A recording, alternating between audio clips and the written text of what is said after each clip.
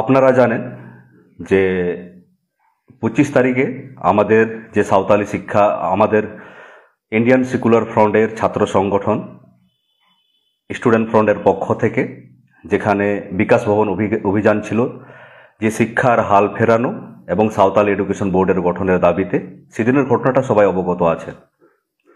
আমি নতুন করে কিছু বলছি না। তো সেদিন আমাদের মিছিল শুরু হওয়ার পর থেকে আমি আগে পরে বলছি যে আমাদেরকে আটক করা হয়, আমাদেরকে অ্যারেস্ট করা হয়, আমাদের ছাত্র সংগঠন অনেক ভাই বোনেদেরকে, তৎসহ আমাকেও। আপনারা জানেন যে যেখানে কাউকে যদি অ্যারেস্ট করা হয় 24 আওয়ার্সের বেশি যদি সেখানে কেউ থাকে, সেই সময় কেউ যদি চাকরি করে তার সাসপেনশন অবধারিত। মানে যে সমস্ত চাকরিজীবী, সেই জায়গায় যেহেতু আমি একজন চাকরিজীবী, কলেজের একজন অধ্যাপনা করি, কলেজের শিক্ষক, তো সেখানেই যদি সাসপেনশন বেঁচে থাকে আজ আপনাদের জন্যই। অর্থাৎ সেদিন শুক্রবার ছিল, সেদিন যদি কোনো মতন করে যেভাবে তাদের ইন্টেনশন ছিল, যেভাবে তারা চাইছিল যে আমাদেরকে সেদিন কোনো মতন করে আটকাতে, যাতে পরে শনি এবং রবি কোর্ট বন্ধ, সোমবার খুলবে, এরকম আমরা বিভিন্নবার দেখেছি। যারা আন্দোলন করেছে 3 দিন, 7 দিন, 15 দিন বা 3 মাসও সেখানে জেলে থেকেছে। তো সেদিক দিয়ে আজকে যদি আমি এখানে বসে থাকি, সেটা আপনাদের দৌলতে। যেভাবে তাৎক্ষণিক বিভিন্নভাবে আপনারা চাপ সৃষ্টি করেছেন, আইনগতভাবে, সোশ্যাল মিডিয়াতে বা বিভিন্নভাবে, তো সেদিন যে হঠাৎ করে এরকম হয়, জয় ভীম, জয় সংবিধান, জয় ভারত, সেদিন যে এরকম হবে সেটা আমরা সবাই জানতাম। যেহেতু জানি রাজা তোর কাপড় কোথায়, এরকম যখনই কোনো দেশে বা রাজ্যে কোনো শাসক থাকে, তার যখন বিভিন্ন দুর্বলতা, শিক্ষক নিয়োগ, শিক্ষায় দুর্নীতি, স্বাস্থ্যে দুর্নীতি, যখনই কোনো বিরোধী দল সেখানে প্রশ্ন করতে যাবে, সেখানে কলকাতার বুকে যেখানে আমাদের রাজধানী, সেখানে যখন প্রশ্ন করতে যাবে, তখনই কিন্তু সরকার সেটা বাধা দেবে, সে প্রশ্ন করতে দিতে দেবে না, সে প্রতিবাদ করাবে, সেটা স্বাভাবিক। তো আমিও জানতাম সেরকম স্বাভাবিক, সেটা হবেই। সকালে যখন আমি যাই তখন আপনাদেরকে সেটা আমি ভিডিও বার্তা বা বার্তার মাধ্যমেও জানিয়েছিলাম যে কোনো সরকারে চাইবে না তাকে প্রশ্ন করা হোক, সেটাও কলকাতার বুকে। তো আমি জানতাম যে সরকার এরকম করতে পারে। তো আপনারা বলবেন তাও গেলেন।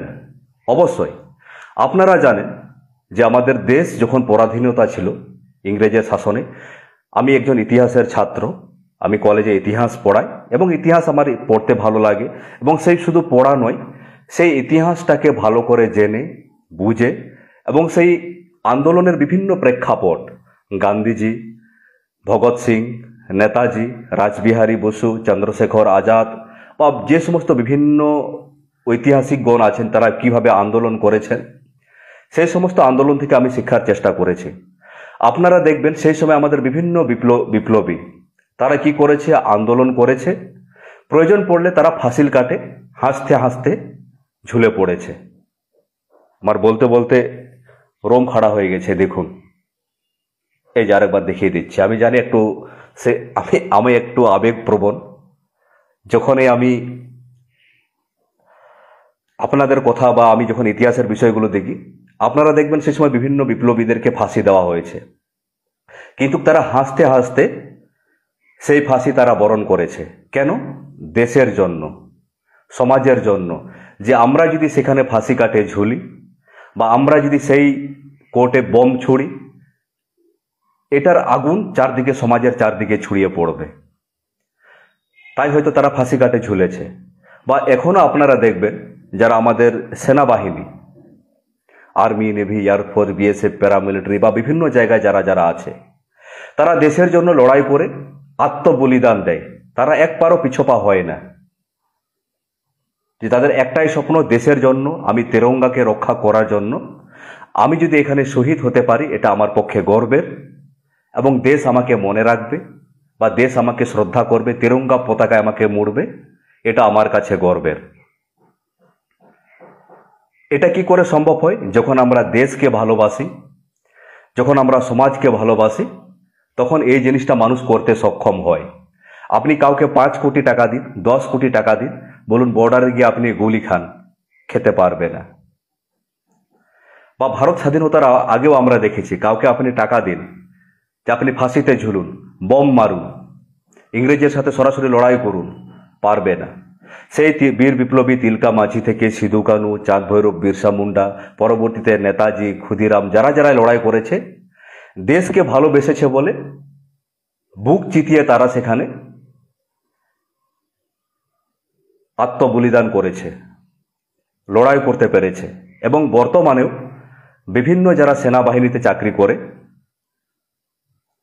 তারা দেশের জন্য আত্মবলিদান দিতে প্রস্তুত থাকে, যে কোনো মুহূর্তে, যে কোনো সময়ে।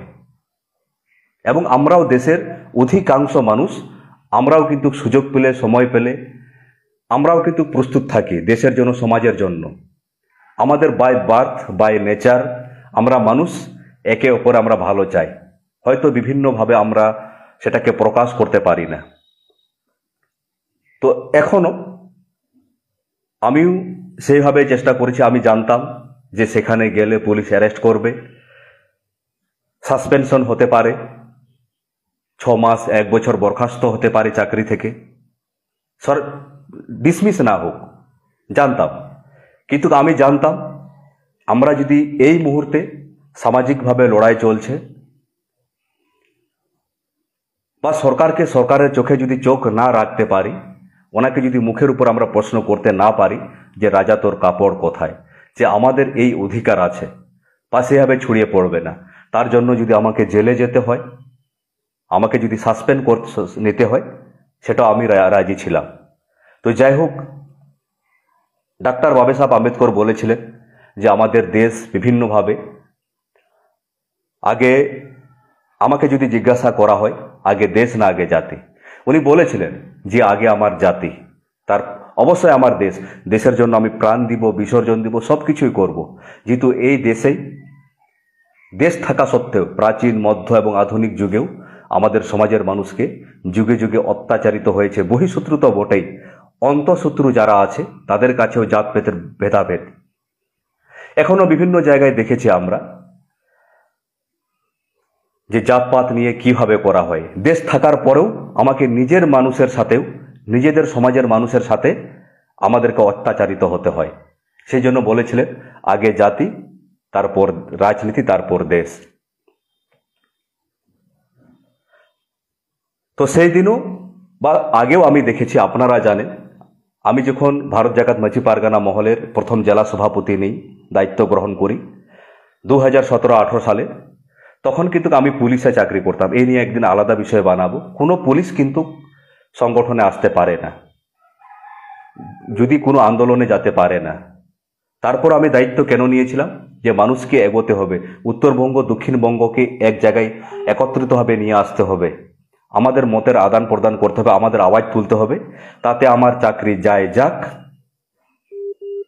কিন্তু আমার সমাজের জন্য, সর্বোপরি দেশের জন্য। আমি প্রাক্তন প্যারামিলিটারি, সেটা আপনাদেরকেও বলেছি, আগে প্যারামিলিটারি এসএসবি সশস্ত্র সীমা বলে চাকরি করতাম, তারপর পুলিশে চাকরি করেছি। তখনও যখন চাকরি করতাম বুক ফুলে বলেছি সমাজের জন্য, আমি দেশের জন্য প্রাণ দিতে প্রস্তুত আছি। তো যাই হোক, 25 তারিখে আমি সেভাবে প্রস্তুত হয়েছিলাম যে চাকরি গেলেও, সাসপেনশন হলেও কোনো কিছুই না, কিন্তু আমাদের যে দীর্ঘকালের দাবি সেগুলো আমাকে তুলে ধরতে হবে। দাবির মধ্যে কি কি আছে আমি যেটা বলেছি, যেহেতু আমি একজন আদিবাসী, সাঁওতাল সম্প্রদায়, আদিবাসী সমাজ থেকে একজন বিলং করি, প্রথমে আমার মা বাবাকে আমাকে ভালোবাসতে হবে, তবেই আমি অপরের মা বাবাকে ভালোবাসতে পারবো, তার পাশে থাকতে পারবো। আগে আমার মা বাবা, আমার গ্রাম, আমার সমাজ, তারপরে ধীরে ধীরে আমাদের সমাজের সর্বোপরি প্রত্যেকটা জনসাধারণ, ভারতবাসীর প্রত্যেকটা ভারতবাসীর জন্য, প্রত্যেকটা জাতির মানুষের জন্য আমি সর্বাগ্রে আগে থাকব। কিন্তু যেহেতু যুগে যুগে আমাদের জাতি, আমাদের সমাজ পিছিয়ে পড়েছিল, তাদেরকে পিছিয়ে রাখা হয়েছে, তার ফলে আমাদের সমাজ পিছনে আছে বলে, শিক্ষার হার বাড়ছে না বলে, জিডিপি সেভাবে গ্রোথ হচ্ছে না বলে, এটা কিন্তু দেশের ক্ষতি। আমাদের সমাজের ক্ষতির সাথে সাথে এটা কিন্তু দেশের ক্ষতি।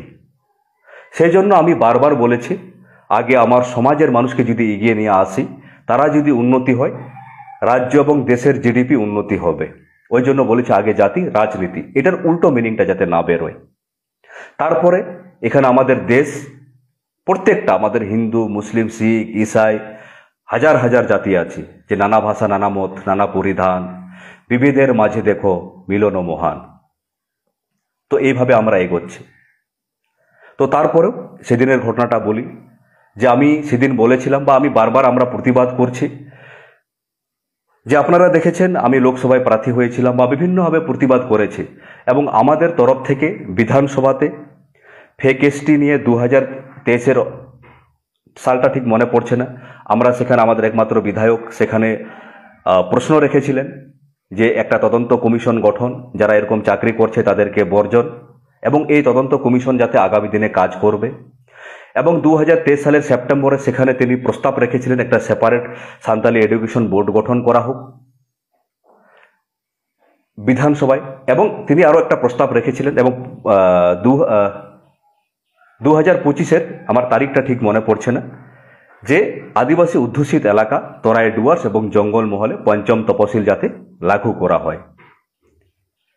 তো ঠিক আমরা কি বলেছি, যে সড়ক সে সংসদ তক, আমাদের লড়াই সড়কেও হবে, এবং আমাদের লড়াই এমন মানুষ যাতে আমরা নেতৃত্ব তৈরি করব। বাবা সাহেব আম্বেদকর বলেছিলেন, আমরা তো বাই বার্থ এখানকার ভোটার, এই গণতান্ত্রিক দেশের আমাদেরকে নেতৃত্ব তৈরি করতে হবে।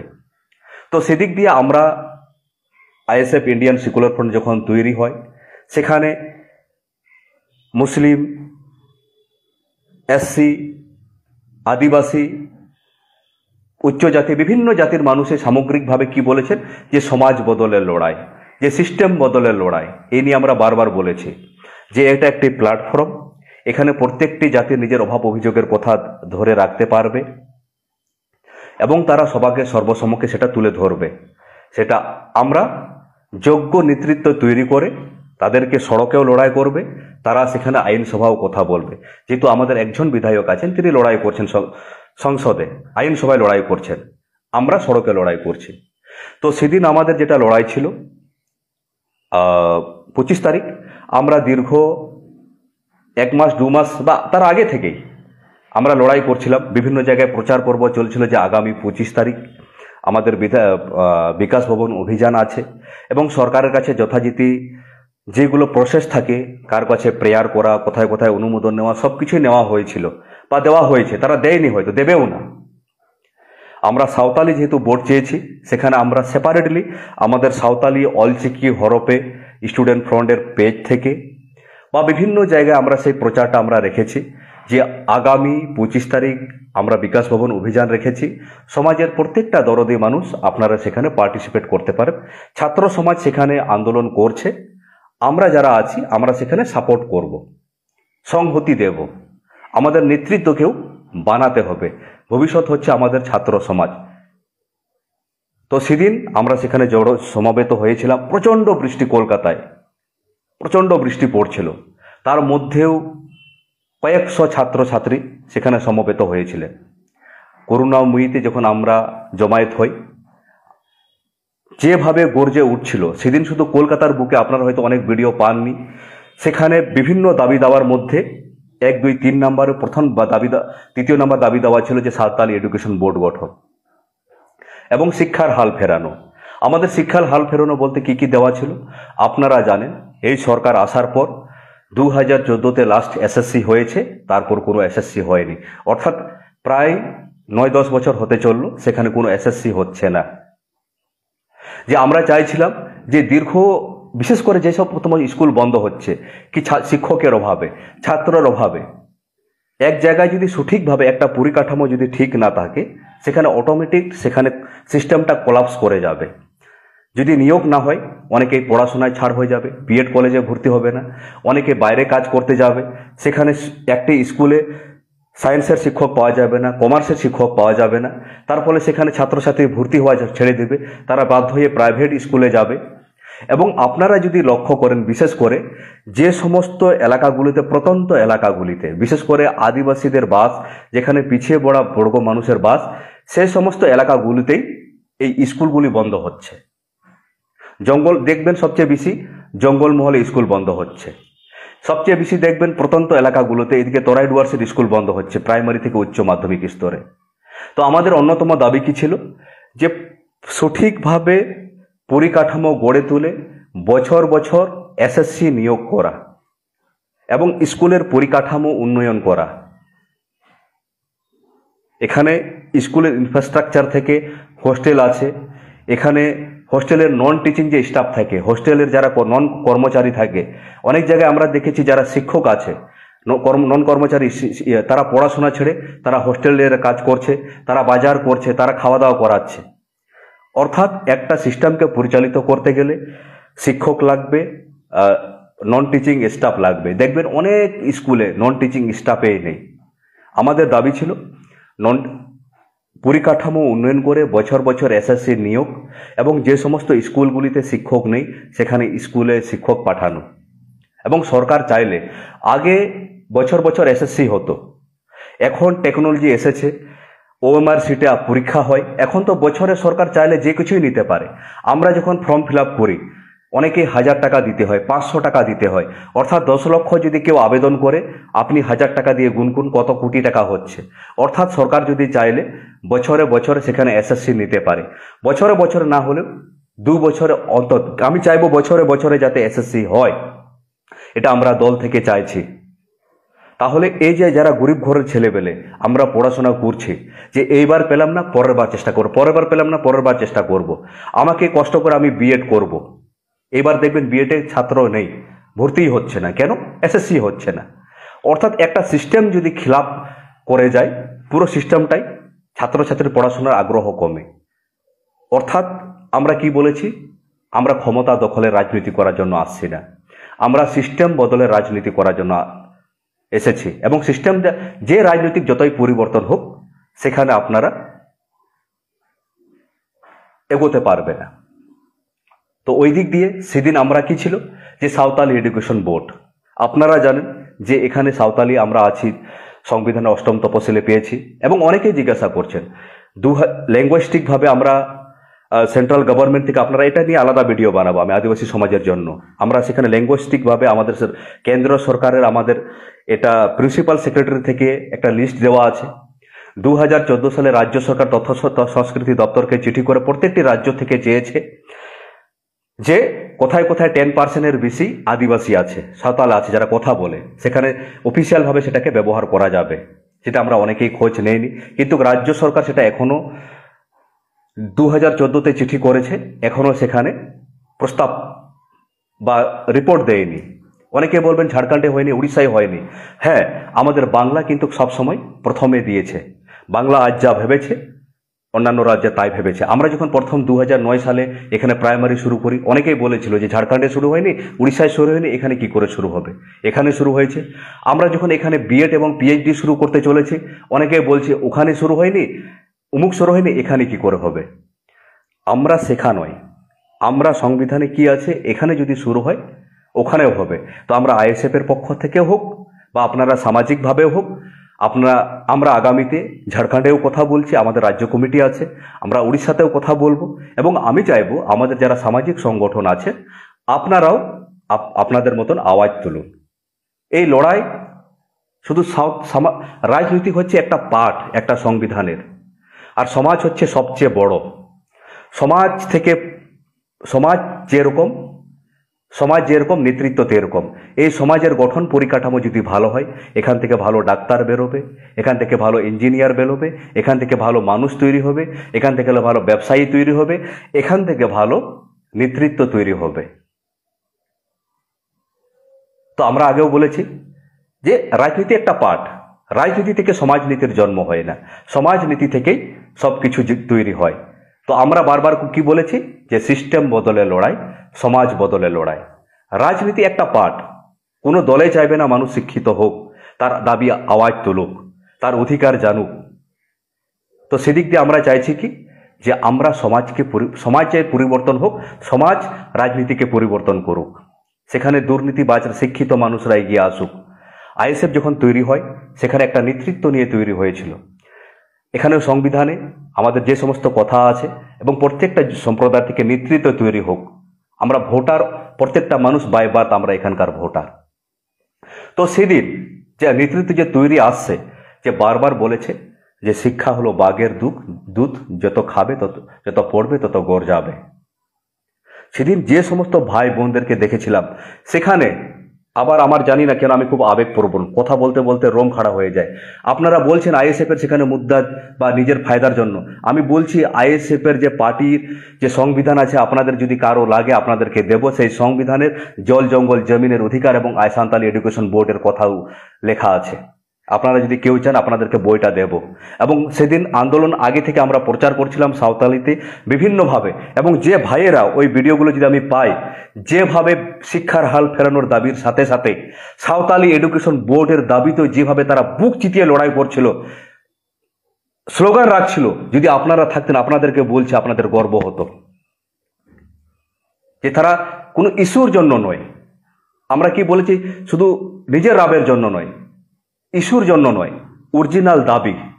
এবং সংবিধানের আমাদের পার্টির সংবিধানও আছে এবং নির্বাচনের ক্ষেত্রে আমরা সেটাকে প্রাধান্য দিয়েছি। সেখানকার বিভিন্ন সমাজের ভাইয়েরা ছিল, মুসলিম, আদিবাসী, রাজবংশী, ক্ষত্রিয়, বিভিন্ন ভাবের ছিল। তারপরেও তারা যেভাবে সাঁওতালি এডুকেশন বোর্ডের দাবিতে বুক ফুলে, বা আমাদের আদিবাসী সম্প্রদায়ের বিভিন্ন জায়গা থেকে যথেষ্ট সংখ্যক ভাই বোনেরা উপস্থিত হয়েছিল, যারা যারা ছিলেন তারাও বলতে পারবেন যে কিভাবে পুলিশ যখন গ্রেপ্তার করছে তারপরেও তারা বারবার বলছে যে শিক্ষার হাল ফেরানোর দাবিতে এবং সাঁওতালি এডুকেশন বোর্ডের দাবিতে আমাদের বিকাশ ভবন অভিযান। আপনাদের গর্ব হবে। আমরা রাজনীতির জন্য রাজনীতি করছি না, আমরা সমাজনীতির জন্য রাজনীতি করছি। কই আপনারা একদিন নেতৃত্ব তো দেখবেন না? আমাদের ভাই যেন কোনোদিনও বলেনি যে আমাদেরকে ভোট দিন। আপনার যে দল ভালো লাগবে আপনি সেই দল করুন, সেই দলটা ভালোভাবে করুন। হ্যাঁ, আমাদের নীতি আদর্শ আমাদের যদি ভালো লাগে আপনারা নেতৃত্ব হিসাবে আসুন, সিস্টেম বদলের মতন করে আসুন। তো তারপরে আপনারা দেখেছেন আমাদের ভাই বোনেরদেরকেও সেখানে যেভাবে চেংদোলা করে জোরপূর্বক লাঠির বাড়ি দিয়ে তাদেরকে সেখানে পুলিশ ভ্যানে তোলা হয়, এবং সেটা দেখার পর আমি চুপ করে থাকতে পারি না। তারপরে আপনারা দেখেছেন যেভাবে আমাকে নিয়ে গেছে। আমি এটাও বলেছি যে আমাকে 1 বছর রাখুক, 2 বছর রাখুক, আমার আপত্তি নেই, কিন্তু তার জন্য যদি আমাদের যেটা লড়াই করছি সেটা যদি আমরা পাই, অবশ্যই সেটা আমার জয়। এবং এটাও ঠিক, অবশ্যই আমি চাইব মানুষ আমাকে ইতিহাসের পাতায় একদিন মনে রাখবে, সেটা তো সবাই চাইবে। সেটা যদি চাওয়া অপরাধ হয় আপনারা আমাকে অপরাধী বলতে পারেন। আমি সমাজের জন্য, আমি জানি এই দেশে এই পৃথিবীতে আমরা কেউ চিরস্থায়ী নই, জন্ম নিয়েছি, একদিন আমাদেরকে বিদায় নিতে হবে। আমার কাজের মাধ্যমে সমাজের যদি ভালো হয়, দেশের যদি ভালো হয় এবং আমাকে যদি আগামীতে ইতিহাস মনে রাখে, এটা আমি অবশ্যই চেয়েছি। তো যাই বা হোক, সেদিনের ঘটনার পর তারা বারবার চেয়েছিল যে আমাদেরকে আটকে রাখতে, আমাদেরকে সেখানে আটকে রাখার বারবার প্রয়াস করেছে রাত্রি পর্যন্ত। কিন্তু যেভাবে আপনারা প্রতিবাদ করেছেন সেই জন্য হয়তো আটকে রাখতে পারেনি। আটকে রাখলে হয়তো আজকেও রবিবার, আজকেও আমি সেখানে পড়ে থাকতাম, বা কাল পরশু কবে আমি লকআপ থেকে বেরোতাম, হয়তো চাকরিতে আমার এফেক্ট পড়তো। কিন্তু এফেক্ট পড়লে আমাদের লড়াইটা যদি জারি থাকে আমার অসুবিধা হওয়ার কোনো কথা নেই। তো আমি একবার বলবো, একটা জিনিসই চাইবো, আমাদের লড়াই জারি আছে। আপনারা বিভিন্নভাবে, সামাজিকভাবে, রাজনৈতিকভাবে আপনারা কথা বলুন, আপনারা প্রতিবাদ করুন, আমাদের সংবিধান নিয়ে আপনারা আওয়াজ তুলুন। সমাজ হচ্ছে একটা মানুষ, আমি বারবার বলছি, সমাজ হচ্ছে মূল। সমাজ মানুষকে শিক্ষিত করবে, সমাজ মানুষকে সচেতন করবে, সমাজ মানুষকে নেতৃত্ব তৈরি করবে। তো আপনারা ছিলেন বলেই আজকে আমি এখানে আছি, না হলে হয়তো আমি আজকে লকআপেও থাকতাম। তো সেটার জন্য আমি ভাবছি না। আগামীতে আমাদের লড়াই চলবে এবং আপনারা এইভাবেই পাশে থাকুন। আমাদের লড়াই জারি আছে। আমি বারবার বলছি, আমাদের লড়াই সিস্টেম বদলের লড়াই, আমাদের লড়াই সমাজ বদলের লড়াই। তো আমি সেদিন আরেকবার ভাই বোনদেরকে অশেষ ধন্যবাদ জানাবো, যে সমস্ত ভাই বোনেরা যেদিন ছিল আমাকে বারবার তারা সাহস দিয়েছে যে ভাই আমরা আছি। যেভাবে টেনে হেঁচড়ে তুলেছে, অনেক ভাইয়ের হাতে পায়ে, আমারও পিঠে লেগেছে, এখনো হয়েছে, আমি দেখাইনি, দেখানোর প্রয়োজনও বোধ করি না। আমার আঘাত লেগেছে সেটা বড় কথা নয়, আমার যেটা বিষয় আছে সেটা সরকার কতটা ভাবছে এবং সেটা নিয়ে মানুষ কথা বলছে কিনা। আমি ব্যক্তি আছি, আমাকে নিয়ে না ভাবলেও চলবে। আমি লড়াই করেছি এবং আমিও আগেও বলেছি যে সমাজের মানুষ যখন লড়াই করে, সমাজ যখন বলে, একজন কাপুরুষকেও যখন পিছন থেকে কেউ সাপোর্ট করে, সে অনেকটা এগোতে পারে, সে অনেক দূরে যেতে পারে। সেইভাবে যদি আমাদের সমাজ থেকে কেউ যদি নেতৃত্ব দেয়, সে যে কোনো, আমরা কি বলেছি, বাবা সাহেব আম্বেদকরকে আমরা বারবার ওনার কথা বলি, কিন্তু উনি কি বলেছিলেন, আগে জাতি তারপর আমার দেশ বা আমার রাজনীতি। যে সমাজ থেকেও, যে জাতি থেকেও আমাদের নেতৃত্বরা যদি কথা বলে, সমাজ যদি তাকে সাপোর্ট করে, সে আরো বুক ফুলিয়ে লড়াই করতে পারবে, বা আমাদের সমাজ যদি তাকে তৈরি করে। তো আমি আজ আপনাদেরকে আরেকবার সবাইকে অশেষ ধন্যবাদ জানাবো। সাধারণ মানুষ, সমস্ত সামাজিক সংগঠন এবং যারা আমাদের অন্য ধারার রাজনীতি করেছেন, তারাও আমাকে সাপোর্ট দিয়েছেন, তারাও আমাকে সমর্থন দিয়েছেন। আমাদের রাজ্য নেতৃত্ব, আমাদের ইন্ডিয়ান সেকুলার ফ্রন্টের নেতৃত্ব, তৎসহ সমস্ত ছাত্র সংগঠন, স্টুডেন্ট ফ্রন্টের ভাই বোনেদের সবাইকে আমাদের জোহার জানাই। আগামীতে আমাদের লড়াই চলছে, এখনো একটু ক্লান্তি আছে, যেহেতু আপনারা দেখেন আমি রাজ্যের এই প্রান্ত ওই প্রান্ত ঘুরে বেড়াই, ট্রেনে, বাসে। সেদিন সকালে উঠে 4টার সময় উঠে আবার বিকাশ ভবনে যাওয়া, সারাদিন কোনো খাওয়া দাওয়া নেই, সেখানে থানাতে থাকা। না, আমি ভয় পাইনি, ভয় পাবো না, যেভাবে আপনারা আছেন। হ্যাঁ, একটু শারীরিকভাবে, একটু মানসিকভাবে একটু ক্লান্ত ছিলাম, তাই দেরি করে আপনাদেরকে আপডেট দিতে পারছি। হয়তো অনেক কথা আবেগের বসে বলতে পারছি না, আগামীতে হয়তো আপনাদেরকে বলবো। একটা কথা বলবো, লড়াই সাংবিধানিকভাবে লড়াই হোক। লড়াই যে জায়গা থেকে লড়াই করছেন, সামাজিকভাবে লড়াই করছি, সেখান থেকে জোরদার হোক। আপনি যেটা রাজনৈতিক দল করছেন, অর্থাৎ সেখান থেকে করছেন সমাজের ভালোর জন্য, তো সেখানে আপনি এমএলএ আছেন, এমপি আছেন, রাজ্যসভার এমপি আছেন, সেখান থেকে আওয়াজ তুলুন। সে যদি কথা বলে আমাদের সমাজটাকে সাপোর্ট করুক, মানে সাপোর্ট বলতে কি, তাকে প্রশংসা করুক যে আপনি করছেন, আমরা আছি, দেখবেন সে আরো ভালোভাবে কাজ করবে। তো এইভাবে যদি আমরা আগামীতে লড়াই করি, রাজনীতি হচ্ছে নীতি, কূটনীতির লড়াই, সমাজনীতি হচ্ছে একটা সমাজের লড়াই। তো আগামীতে আমি আজকে এখনো মানসিকভাবে একটু দুর্বলে আছি, ভয় না, যেভাবে প্রেসার গেছে 2-3 দিন ধরে, এবং যেখানে ভিতরে প্রেসার দেওয়া হয়েছে, আপনারা আছেন, শারীরিকভাবেও আমি একটু পিঠে লেগেছে, আপনারা সেদিন দেখছিলেন, পিঠে আমি ডাক্তারও দেখিয়েছি, ওষুধও দিয়েছে। শুধু আমি বলবো, সাংবিধানিক যে অধিকার আছে, আমরা যেহেতু আদিবাসী আছি, আমাদের অধিকার যে ফেক এসটির অধিকার, ফেক এসটি আমরা বারবার বলেছি, তদন্ত কমিশন গঠন, এবং আমিও বলেছি দল এবং আমাদের আদিবাসী জমাত যদি চাই, আমি আগামীতে সন্দেশখালী যে ফেক এসটি বিধায়ক আছেন, আমি ওখান থেকে দাঁড়াতে চাই, এবং সমাজ সেটা লড়াই চলুক। এবং এখানে সান্তালি এডুকেশন বোর্ড নিয়ে আমরা কথা বলেছি, এবং তরাই ডুয়ার্সকে যে জায়গাটা আছে, জল জঙ্গল জমিনের অধিকার, 5ম তফসিল লাগু, বা এই যে আমাদের টাকা বাজেট হচ্ছে, এই টাকা কতটা কাজে লাগছে, কতটা লাগছে না, সেটার আওয়াজ উঠুক। বা প্রতিনিয়ত আমাদের যেখানে অভাব অভিযোগ, আমাদের দাবি দাওয়া, আমাদের চাওয়া পাওয়া নিয়ে, সাংবিধানিক অধিকার নিয়ে আওয়াজ উঠুক। সর্বোপরি আদিবাসীর বাইরেও রাজ্যের শিক্ষা ব্যবস্থা, স্বাস্থ্য ব্যবস্থা, এখানে নীতি, যে সমস্ত বিভিন্ন রকম আইন প্রণয়ন করা হচ্ছে, সার্বিকভাবে ক্ষতিকর নীতি, বা এই মুহূর্তে যেটা দেখছি একটা অস্বাস্থ্যকর পরিবেশ। ভোটের আগের আগে দেখবেন সেখানে পেহেলগাম ঘটে, সেখানে কাশ্মীর ঘটে, কোথাও সেনাবাহিনী মারা যায়, কোনো বিশেষ করে লোকসভা ভোটের আগে। এই মুহূর্তে আমরা দেখতে পাচ্ছি এই যে বাংলাদেশি অমুক তমুক। আমাদের ভাইজান আমাদের রাজ্য কমিটি থেকেও বলেছে যে দেশের যেটা আইন আছে, কেউ যদি অপরাধী হয়, কেউ যদি অনুপ্রবেশকারী হয়, তার ভাবে সেভাবেই ভারতের আইন অনুযায়ী তার বিরুদ্ধে ব্যবস্থা নেওয়া হোক। কিন্তু রাজনৈতিক ক্ষমতা চরিতার্থ করার জন্য, রাজনৈতিক প্রতিহিংসা বা কারো কাছে প্রতিশোধ নেওয়ার জন্য একটা সাধারণ মানুষও যাতে সেখানে হ্যারাসমেন্টের শিকার না হয়। অর্থাৎ সমাজের, আমরা আগে আমাদের জাতির জন্য অবশ্যই কথা বলবো, তারপরে আমাদের রাজ্য, আমাদের দেশ, সেনাবাহিনী, পুলিশ নীতি, শিক্ষানীতি, স্বাস্থ্যনীতি সব কিছু নিয়েই কথা বলবো। এবং বলেওছি, আমি একজন মানুষ, আমি সাঁওতাল সম্প্রদায়ের গর্ব করে বলছি, আদিবাসী সমাজের মানুষ, আদিবাসী সমাজের নিয়ে যেমন কথা বলবো, আমাদের রাজ্যের জন্য, আমাদের দেশের জন্য যেটা ভালো হবে, সবার দেশের 150 কোটি মানুষের জন্য যেটা ভালো হবে সেটাও বলবো, এবং সেই ক্ষমতা আমাদেরকে রাখতে হবে। তো আমরা চাই আমাদের সমাজ থেকে নেতৃত্ব উঠে আসুক, সামাজিকভাবে, রাজনৈতিকভাবে। আপনাদের আমাদের ইচ্ছা হবে, আপনারা আমাদের যদি মনে হয় আইএসএফে আসবেন, আসুন। বা তাছাড়া আপনি যে রাজনৈতিক দলে আছেন সেখানে আপনি নেতৃত্ব দিন, এখানে গোলামি করবেন না। বা সেখানে যেখানে নীতি নির্ধারিত হয় সেই জায়গাটায় যান। এমপি এমএলএ হলেও যে নীতি নির্ধারণ ওরকম না, ওই পার্টির যেখানে নীতি নির্ধারণ হয় সেই জায়গায় যেহেতু আপনারা যেতে পারেন। যেমন আইএসএফের আমাদের বিভিন্ন নেতৃত্বগণ আছেন, লক্ষ্মীকান্ত হাঁসদা, বা আমাকেও সেখানে সুযোগ দেওয়া হয় যখন কোনো বিষয়ে, মানে দেশের রাজ্যের ক্ষেত্রে কি কি আমরা বিষয়গুলো তুলে ধরবো, কিভাবে তুলে ধরবো, বা আমাদের আদিবাসীদের কি কি বিষয় আছে সেখানে আমাদেরকে সুযোগ দেওয়া হয়। আপনারাও দেখেছেন, মানে মূল যেখানে নীতি নির্ধারণ হয়। আর এখানে কাউকে টিকি বাঁধানো হয় না যে আপনি এটা বলবেন না, সেটা বলবেন না। আমাদের এখানে বলা হয়েছে যে সংবিধানের যে সমস্ত অধিকার আছে, সাংবিধানিকভাবে আপনার অধিকারগুলো আমাদেরকে দেন, আমরা সেভাবে আপনারা আওয়াজ তুলুন।